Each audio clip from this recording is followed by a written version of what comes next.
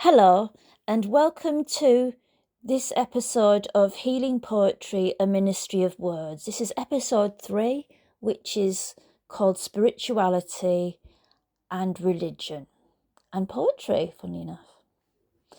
So today I want to discuss a little bit of my own personal journey regarding religion and spirituality and poetry, as well as giving everyday examples of how it fits into my journey as well. So, spirituality and religion, they seem quite opposite things when you think about it. When you think of Christianity and spirituality, it's quite interesting what it conjures up. I mean, a lot of people say, I've heard this mentioned quite so, I'm not a religious person, but I'm a spiritual person. And it's interesting to kind of explore in the wider context what that means, and also in relation to, for example, poetry. So the way I look at it is, for my own journey, I started off, when I was born, I was christened. I was in the Roman Catholic faith. Up to the age of about 14, 15, I believed there was a Jesus and a God, and Jesus died to atone our sins and all that stuff. But then when I got older, about 14, 15, I started questioning things more. So I kind of lost a bit of faith in that respect, in religion. But then, as I got a little bit older, especially in my early 20s, I began to find it again. And a lot of this is probably due to poetry helping me figure things out, which is quite kind of interesting in a way when you look at it. So going back to this idea of spirituality and Christianity, I mean, what is the difference?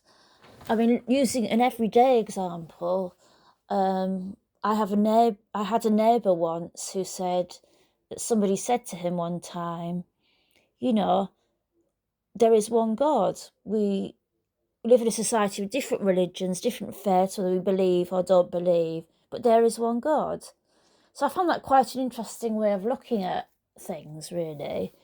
If we all try to look at all the divisions in terms of segments of religion and religious orders and different schisms and things that have been altered over time, it's very interesting to see how things have been kind of, from a faith perspective, diluted, and this one thing of one God, one great God that oversees all of us, has become divided into different segments of religions, faiths, and everything.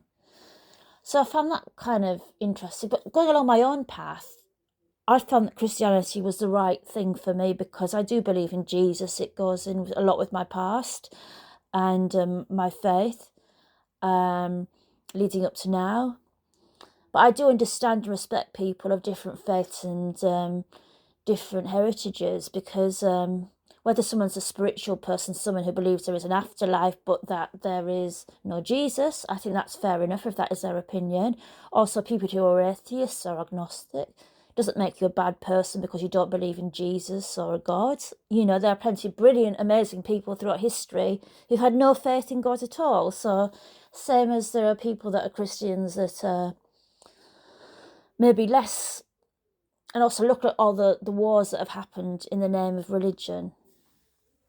So anyway, that's my take on it. But that's more about faith than actual poetry. So when I talk about poetry, how's that influenced my poetry? Well, when I was younger, I would write a lot about things that were less everyday and more spiritual, and more religious based. But I think as I got more into writing, I realised that actually it's the everyday things that have spiritual relevance as much as anything else.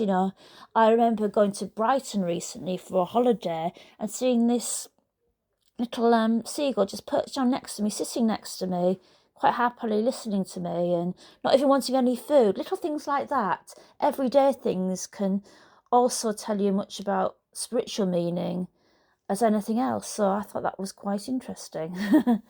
Anyway, Anyway, that was my podcast for today, just a few musings. That was Healing Poetry, A Ministry of Words, episode 3,